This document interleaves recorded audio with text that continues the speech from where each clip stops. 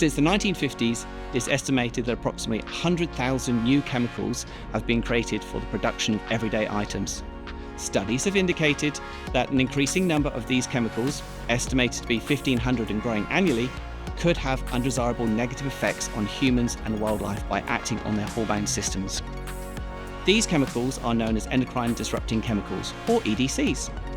Common EDC classes include bisphenols, parabens, phthalates, commonly used beauty products and packaging, persistent organic pollutants such as PCBs, active agents in pesticides and herbicides, and more recently, per- and polyfluoroalkylated substances, or PFAS, often referred to as the forever chemical.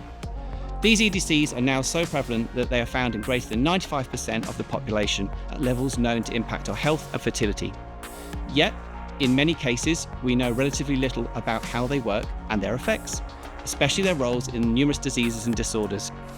My group undertakes studies to identify the effects of EDCs and to understand their mechanism of action, especially with respect to the effects on fertility. Our long-term goal to promote better regulation, the replacement or elimination of EDCs, and to educate people about EDCs and simple ways to reduce their exposure.